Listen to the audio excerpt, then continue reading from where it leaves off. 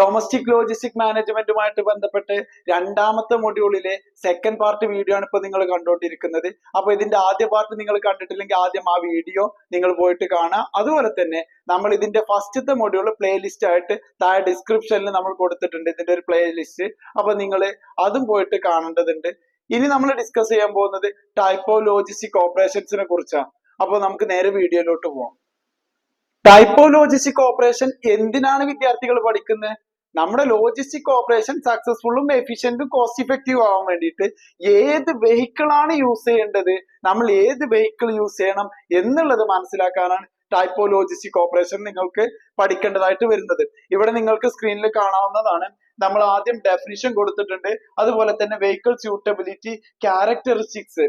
അപ്പോ അത് മൂന്നും കൊടുത്തിട്ടുണ്ട്. അതിനെ വ്യത്യസ്ത സ്ലൈഡുകൾ ആക്കുന്നില്ല നമ്മൾ.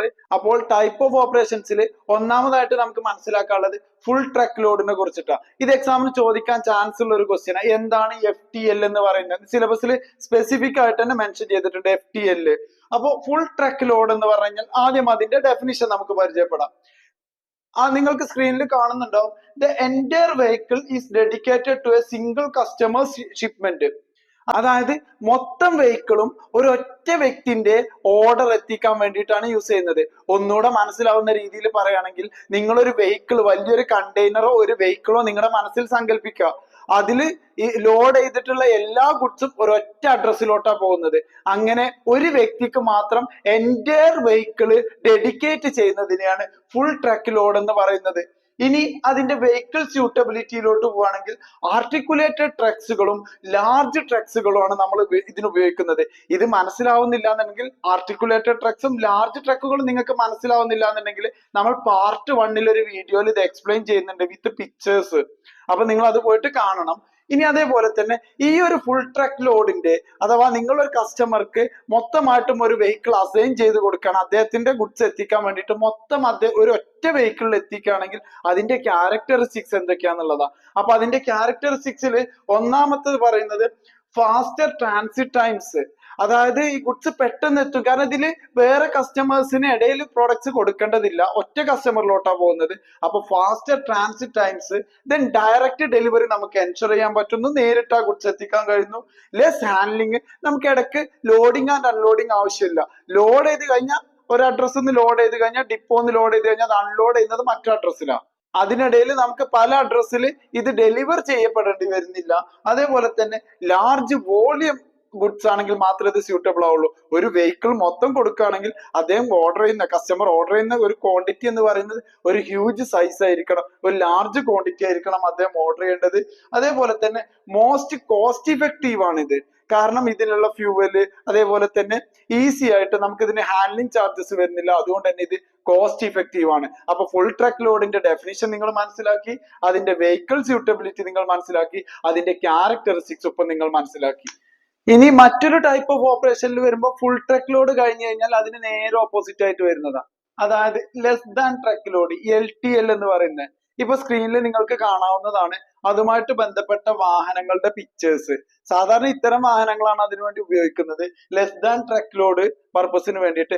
ഇത് നേരത്തേതിൽ നിന്നും എങ്ങനെയാണ് വ്യത്യസ്തമാവുന്നതെന്ന് വെച്ച് കഴിഞ്ഞാല്, നേരത്തെ നമ്മൾ പറഞ്ഞു entire truck is completely dedicated four A single customer. മൊത്തം ട്രക്കിലുള്ള ലോഡ് എന്ന് പറയുന്നത് ഒരൊറ്റ കസ്റ്റമറിനുള്ളതാ. ഇവിടെ അങ്ങനെയല്ല. ഇവിടെ ഒരു ട്രക്കിൽ പല കസ്റ്റമേഴ്സിന്റെ ലോഡ് കയറ്റിയിട്ടുണ്ടാവും, എന്നിട്ട് അത് കസ്റ്റമറിലോട്ട് എത്തിച്ചു കൊടുക്കുകയാണെങ്കിൽ അത്തരം ഓപ്പറേഷൻസിനെയാണ് ലെസ് ദാൻ ട്രക്ക് ലോഡ് എന്ന് പറയുന്നത്. ഇതിന്റെ വെഹിക്കിൾ സ്യൂട്ടബിലിറ്റി എന്ന് പറയുമ്പോൾ നിങ്ങൾക്ക് LCV, light commercial vehicles, medium commercial vehicles, large truck, ഇത്തരം വാഹനങ്ങളൊക്കെ ഈ ഒരു പർപ്പസിന് വേണ്ടിയിട്ട് ഉപയോഗിക്കാവുന്നതാണ്. ഇനി ഇതിന്റെ ക്യാരക്ടറിസ്റ്റിക്സ് ഞാൻ വിദ്യാർത്ഥികളോട് പറയാറുണ്ട്. ക്യാരക്ടറിസ്റ്റിക്സ് നമ്മൾ എന്തിനാണ് മനസ്സിലാക്കുന്നത്? ഒരു വസ്തു കണ്ടു കഴിഞ്ഞാൽ അത് ഏതാണെന്ന് ഐഡന്റിഫൈ ചെയ്യാൻ, അതല്ലെങ്കിൽ എന്താണെന്ന് ഐഡന്റിഫൈ ചെയ്യാനാണ് നമ്മൾ ഉപയോഗിക്കുന്നത്. അപ്പോ നിങ്ങൾ ഈ പറയുന്ന ക്യാരക്ടറിസ്റ്റിക്സ് ഒരു ലോജിസ്റ്റിക് ഓപ്പറേഷൻ ഉണ്ടെങ്കിൽ നിങ്ങൾ അത് മനസ്സിലാക്കേണ്ടത് അത് ലെസ് ദാൻ ട്രക്ക് ലോഡ് കാറ്റഗറിയിൽ വരുന്നതാണ്. അപ്പൊ ലെസ് ദാൻ ട്രക്ക് ലോഡ് കാറ്റഗറിയിൽ വരുന്ന പ്രധാനപ്പെട്ട ഒരു ക്യാരക്ടറിസ്റ്റിക്സ് എന്ന് പറയുന്നത് cost effective for smaller shipment. നമ്മൾ ചെറിയ ഷിപ്മെന്റ് ആണ് നടത്തുന്നത്. അതുകൊണ്ട് തന്നെ ഇത് കോസ്റ്റ് ഇഫക്റ്റീവ് ആണ്. ഇവിടെ പക്ഷെ ഒരു പ്രശ്നം വരുന്നത് രണ്ടാമത്തെ ഒരു ക്യാരക്ടറിസ്റ്റിക്സ് നോക്കിയാൽ നിങ്ങൾക്ക് മനസ്സിലാവും, മോർ ഹാൻഡ്ലിങ് വരുന്നുണ്ട്. മോർ ഹാൻഡ്ലിങ് എന്ന് പറഞ്ഞു കഴിഞ്ഞാൽ കുറെ ലോഡിങ്, പിക്കപ്പ്, കൺസോളിഡേഷൻ, ഡീകൺസോളിഡേഷൻ, അഥവാ ഒരുപാട് ആളുകൾക്കിടയിൽ ഇറക്കാനുണ്ട്, അത് ഗുഡ്സ് എത്തിച്ചു കൊടുക്കാനുണ്ട്, അൺലോഡ് ചെയ്യേണ്ടതുണ്ട്. അപ്പൊ അവിടെ ഒരുപാട് ഹാൻഡ്ലിങ് വരുന്നുണ്ട്.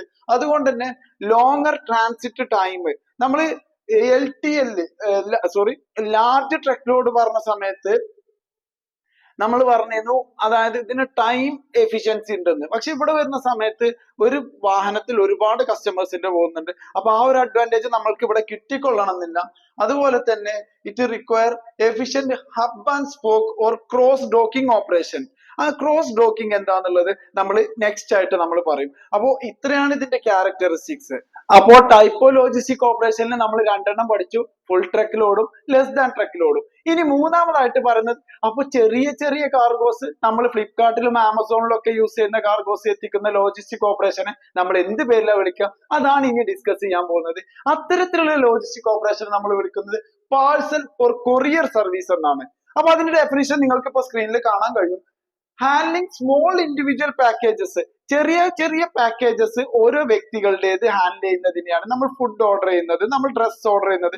ആമസോണിന്റെ ഒക്കെ ഒരു ഡെലിവറി ബോയ് അല്ലെ ഫ്ലിപ്കാർട്ടിന്റെ ഡെലിവറി ബോയ്കൾ നമ്മുടെ വീട്ടിലോട്ട് ഒരു ബാഗുമായിട്ട് വരുന്നത് നമ്മുടെ ശ്രദ്ധയിൽ പെട്ടിട്ടുണ്ടാവും. ആ ബാഗിൽ നമ്മുടെ പ്രൊഡക്ട്സ് മാത്രമല്ല, ചെറിയ ചെറിയ ഓർഡറുകൾ ആയതുകൊണ്ട് ഒരുപാട് കസ്റ്റമേഴ്സിന്റെ പ്രൊഡക്റ്റ്. അത്തരത്തിലുള്ള ഡൊമസ്റ്റിക് ലോജിസ്റ്റിക് ഓപ്പറേഷനെയാണ്, അതല്ലെങ്കിൽ ടൈപ്പോ ലോജിസ്റ്റിക് ഓപ്പറേഷനാണ് പാഴ്സൽ ഓർ കൊറിയർ എന്ന് പറയുന്നത്. ഇതിന് വാൻസ് നിങ്ങൾക്ക് യൂസ് ചെയ്യാം, ബൈക്സ് നിങ്ങൾക്ക് യൂസ് ചെയ്യാം, സ്മോൾ ട്രക്സുകൾ അഥവാ LCV ലൈറ്റ് കൊമേഴ്ഷ്യൽ വെഹിക്കിൾസ് നിങ്ങൾക്ക് യൂസ് ചെയ്യാം. ഇതിന്റെ ക്യാരക്ടറിസ്റ്റിക്സിലോട്ട് പോകുമ്പോൾ നിങ്ങൾ ആദ്യമായിട്ട് ഫോക്കസ് ഓൺ സ്പീഡ്. ബൈക്കൊക്കെ യൂസ് ചെയ്യുന്നതുകൊണ്ട് നമുക്ക് വളരെ പെട്ടെന്ന് ട്രാഫിക് കൺജംഷൻ ഇല്ലാതെ വളരെ പെട്ടെന്ന് എത്താൻ പറ്റുന്നുണ്ട്. Then last mile delivery end പോയിന്റിൽ കസ്റ്റമറിലോട്ട് എത്തിക്കാൻ നമ്മൾ സാധാരണയായിട്ട് യൂസ് ചെയ്യുന്നത് പാഴ്സൽ ഓർ കൊറിയർ സർവീസ് ആണ്. High volume of small items, വലിയ വോളിയം ഉണ്ട്, വലിയ അളവിൽ നമുക്ക് ഡെലിവർ ചെയ്യാനുണ്ട്, പക്ഷെ ഓരോന്നിന്റെയും ക്വാണ്ടിറ്റി ചെറുതാണ്, സ്മോൾ ഐറ്റംസ് ആണ്. Then extensive sorting and distribution network, ഒരുപാട് സോർട്ടിംഗ് ഫെസിലിറ്റീസ് ആവശ്യമുണ്ട്. കാരണം വ്യത്യസ്ത ആളുകളുടെ ഓർഡർ വന്നിട്ടുള്ളത്, അതാ കൃത്യമായിട്ട് ഓരോ റൂട്ട് തരം തിരിച്ചിട്ട് റൂട്ടിങ് നടത്തിയിട്ട് വേണം കൊണ്ടുപോകാൻ. ഈ റൂട്ടിംഗ് ഒക്കെ എന്താന്നുള്ളത് നമ്മുടെ മുൻ വീഡിയോയിൽ നമ്മൾ ഡിസ്കസ് ചെയ്തിട്ടുണ്ട്. ആ ഒരു രീതിയിലാണെങ്കിൽ, അതല്ലെങ്കിൽ ഈ പറഞ്ഞ ക്യാരക്ടറിസ്റ്റിക്സ് ഉണ്ടെങ്കിൽ നമുക്ക് ഈ ലോജിസ്റ്റിക് ഓപ്പറേഷനെ പാഴ്സൽ ഓർ കൊറിയർ സർവീസ് എന്ന് വിളിക്കാം. ടൈപ്പ് ഓഫ് ഓപ്പറേഷനിൽ നെക്സ്റ്റ് നമ്മൾക്ക് പറയാനുള്ളത്, നാലാമതായിട്ട് പറയാനുള്ളത് ഇന്റർ മോഡൽ ഓപ്പറേഷൻ ആണ്. അതിന്റെ ഡെഫിനിഷൻ നിങ്ങൾ നോക്കുക. Using 2 or more modes of transport without handling the freight itself when changing modes. അതായത് രണ്ടോ അതിലധികം മോഡ്സ് ഓഫ് ട്രാൻസ്പോർട്ട് ഉപയോഗിച്ചുകൊണ്ട് നമ്മളൊരു ഗുഡ്സ് എത്തിക്കുകയാണെങ്കിൽ അതിനെയാണ് ഇന്റർ മോഡൽ ഓപ്പറേഷൻ എന്ന് പറയുന്നത്. ചിലപ്പോൾ നമ്മൾ കണ്ടെയ്നർ ട്രക്സുകളും ലൈറ്റ് കൊമേഴ്ഷ്യൽ വെഹിക്കിൾസും ഉപയോഗിച്ചുകൊണ്ട്, അതല്ലെങ്കിൽ റോഡും അതേപോലെ തന്നെ റെയിലും ഉപയോഗിച്ചുകൊണ്ട്, അതിലധികം മോഡ്സ് ഓഫ് ട്രാൻസ്പോർട്ട് ഉപയോഗിച്ചുകൊണ്ട് നമ്മളൊരു ലോജിസ്റ്റിക് ഓപ്പറേഷനിൽ ഒരു പ്രോഡക്റ്റ് ഒരു സ്ഥലത്ത് നിന്നും മറ്റൊരു സ്ഥലത്തിലോട്ട് എത്തിക്കുകയാണെങ്കിൽ അതിനെയാണ് ഇന്റർ മോഡൽ ഓപ്പറേഷൻസ് എന്ന് പറയുന്നത്. അതിന് വെഹിക്കിൾ സ്യൂട്ടബിലിറ്റി എന്ന് പറയുന്നത് കണ്ടെയ്നർ ട്രക്സ്, അതേപോലെ തന്നെ ഫ്ലാറ്റ് കാർട്ട്, കണ്ടെയ്നർ ഷിപ്പുകൾ, കാർഗോ പ്ലെയിൻസ് ഒക്കെ നമ്മൾക്ക് യൂസ് ചെയ്യാവുന്നതാണ്. ഇതൊക്കെ എന്താന്നുള്ളത് നമ്മൾ നേരത്തെ വീഡിയോയിൽ അതായത് ഡിസ്കസ് ചെയ്തിട്ടുണ്ട്. അപ്പൊ ആ വീഡിയോ നിങ്ങൾ കാണണം. ദെൻ ഇതിന്റെ characteristics, flexibility, cost effective for long distance, reduce handling, improve security. Then ISO കണ്ടെയ്നേഴ്സിലും യൂസ് ചെയ്യുന്നതാണ് എന്ത് ഇന്റർ മോഡൽ ഓപ്പറേഷൻസ് എന്ന് പറയുന്നത്. അപ്പൊ ഇന്റർ മോഡൽ ഓപ്പറേഷൻസ് എന്ന് പറഞ്ഞു കഴിഞ്ഞാൽ ഒരു ഗുഡ്സ് പ്രൊഡക്ഷൻ പ്ലേസിൽ നിന്നും കൺസംഷൻ പ്ലേസിലോട്ട് എത്തിക്കാൻ രണ്ടിൽ കൂടുതൽ മോഡ് ഓഫ് ഓപ്പറേഷൻസ് ഉപയോഗിക്കുകയാണെങ്കിൽ അതിനെയാണ് ഇന്റർ മോഡൽ ഓപ്പറേഷൻസ് എന്ന് പറയുന്നത്. നമ്മൾ ഇനി മനസ്സിലാക്കാൻ പോകുന്നത് ഡൊമസ്റ്റിക് ലോജിസ്റ്റിക് മാനേജ്മെന്റിലെ ക്രോസ് ഡോക്കിങ്ങിനെ കുറിച്ചിട്ടാണ്. എന്താണ് ക്രോസ് ഡോക്കിങ്? ഇവിടെ നിങ്ങൾക്ക് ഇപ്പോൾ സ്ക്രീനിൽ കാണാൻ കഴിയുന്നുണ്ടാവും, ഒരു പിക്ചർ നിങ്ങൾക്ക് ഇപ്പോൾ വിസിബിൾ ആയിട്ടുണ്ടാവും. ഇതിൽ നമ്മൾ കൃത്യമായിട്ട് എക്സ്പ്ലെയിൻ ചെയ്യുന്നുണ്ട് എന്താണ് ക്രോസ് ഡോക്കിങ്. റെഡ് ബാക്ക്ഗ്രൗണ്ടിൽ നിങ്ങൾ കാണുന്ന പിക്ചർ ഒരു full truck load FTL transport ചെയ്യുന്ന ഗുഡ്സ്, ഫുൾ ട്രക്ക് ലോഡ് ആയിട്ട് ട്രാൻസ്പോർട്ട് ചെയ്യുന്ന ഗുഡ്സിനെയാണ്. അവിടെ നമ്മൾക്ക് ക്രോസ് ഡോക്കിങ്ങിന്റെ ആവശ്യം വരുന്നില്ല. എന്താണ് ഫുൾ ട്രക്ക് ലോഡ് എന്ന് പറഞ്ഞു കഴിഞ്ഞാൽ ഒരു വാഹനത്തില് ഒരു കസ്റ്റമറിന്റെ ഗുഡ്സ് മാത്രം കയറ്റി അയക്കുന്നതാണ് വലിയൊരു കണ്ടെയ്നറില്, വലിയൊരു ഷിപ്പില്, അതല്ലെങ്കിൽ വലിയൊരു വാഹനത്തില്, ഒരു ആർട്ടിക്കുലേറ്റഡ് ട്രക്കിലൊക്കെ ഒരു കസ്റ്റമറിന്റെ ഗുഡ്സ് മാത്രം കയറ്റിയിട്ട് അത് ഒറ്റ അഡ്രസ്സിലോട്ട് അയക്കുകയാണെങ്കിൽ അതിനെയാണ് ഫുൾ ട്രക്ക് ലോഡ് എന്ന് പറയുന്നത്. അപ്പൊ ഇവിടെ സപ്ലയർ ഫുൾ ട്രക്ക് ലോഡ് ആയിട്ട് വാഹനങ്ങളിൽ കയറ്റി റിസീവ് ചെയ്യുന്നു, അത് സോർട്ട് ചെയ്യുന്നു, then അത് ഷിപ്പ് ചെയ്യുന്നു, നേരെ കസ്റ്റമറിന്റെ കയ്യിലോട്ട് എത്തുന്നു. അവിടെ നമ്മൾക്ക് ക്രോസ് ഡോക്കിംഗ് ഓപ്പറേഷൻ ആവശ്യമില്ല. ഇനി നേരെ നിങ്ങൾ ഒബ്സർവ് ചെയ്യുക, ആ ബ്ലൂ ഷെയ്ഡിൽ വരുന്ന, ബ്ലൂ ബാക്ക്ഗ്രൗണ്ടിൽ വരുന്നത്, അവിടെ ബിഫോർ ക്രോസ് ഡോക്കിംഗ് ഉണ്ട്, ആഫ്റ്റർ ക്രോസ് ഡോക്കിംഗ് ഉണ്ട്. അവിടെ നടക്കുന്നത് ബിഫോർ ക്രോസ് ഡോക്കിംഗ് ആണെങ്കിൽ വ്യത്യസ്ത സപ്ലയേഴ്സിന്റെ കയ്യിൽ നിന്ന് കസ്റ്റമേഴ്സിലോട്ട് ഒരു product less than truck load, ഒരു ട്രക്കിൽ തന്നെ വ്യത്യസ്ത കസ്റ്റമേഴ്സിനുള്ള പ്രോഡക്റ്റ് കയറ്റി അയക്കുന്നതിനാണ് ലെസ് ദാൻ ട്രക്ക് ലോഡ് എന്ന് പറയുന്നത്. അപ്പോൾ ഒരു വാഹനത്തിൽ ഒരുപാട് ആളുടേത് കയറ്റി അയച്ചിട്ടുണ്ട്. അപ്പൊ അവിടെ ഒരു ക്രോസ് ഡോക്കിംഗ് ഇല്ല എന്നുണ്ടെങ്കിൽ വളരെ കൺഫ്യൂഷൻ ക്രിയേറ്റ് ചെയ്യും. ഇനി അതിന്റെ താഴെയുള്ള ഒരു പിക്ചർ നോക്കിക്കഴിഞ്ഞാൽ അവിടെ ഒരു ക്രോസ് ഡോക്കിംഗ് ഡി സി ഉണ്ട്. ക്രോസ് ഡോക്കിംഗ് ഡി സി ഉണ്ടെങ്കിൽ നമ്മുടെ സപ്ലയേഴ്സിന്റെ കയ്യിൽ നിന്നും പ്രോഡക്റ്റ് വ്യത്യസ്ത സപ്ലയേഴ്സിന്റെ കയ്യിൽ നിന്നും ക്രോസ് ഡോക്കിംഗ് ഡി സിയിലോട്ട് ഗുഡ്സ് എത്തുന്നു. അവിടെ നിന്ന് ഇത് വ്യത്യസ്ത കസ്റ്റമറിലോട്ട് സോർട്ട് ചെയ്ത് വ്യത്യസ്തമായിട്ട് എത്തിക്കുന്ന രീതിയാണ് ക്രോസ് ഡോക്കിംഗ് എന്ന് പറയുന്നത്. അപ്പോ ഇത് ലെസ് ദാൻ ട്രക്ക് ലോഡിലാണ് ഇത് ഉപയോഗിക്കുന്നത്. FTL ഫുൾ ട്രക്ക് ലോഡിൽ ഈ ക്രോസ് ഡോക്കിംഗ് ഫെസിലിറ്റി എന്ത് ചെയ്യുന്നില്ല, ഉപയോഗിക്കുന്നില്ല എന്നുള്ളതും കൂടെ വിദ്യാർത്ഥികളുടെ ശ്രദ്ധയിലോട്ട് കൊണ്ടുവരികയാണ്. അപ്പൊ ഈ വീഡിയോയിൽ നമ്മൾ ഇത്രയാണ് ഡിസ്കസ് ചെയ്യുന്നത്. ഈ വീഡിയോ മനസ്സിലായിട്ടുണ്ടെങ്കിൽ നിങ്ങൾ ചാനൽ സബ്സ്ക്രൈബ് ചെയ്യുക, ലൈക്ക് ചെയ്യുക, കമന്റ് ചെയ്യുക, നിങ്ങളുടെ ഫ്രണ്ട്സിന് ഷെയർ ചെയ്ത് കൊടുക്കുക. അതേപോലെ തന്നെ ഈ വീഡിയോയുമായിട്ട് ബന്ധപ്പെട്ട എന്തെങ്കിലും ഡൗട്ട്സ് ഉണ്ടെങ്കിൽ നിങ്ങൾ കമന്റ് ബോക്സിൽ നിങ്ങൾ ചോദിക്കുകയും ചെയ്യുക. Okay, thank you.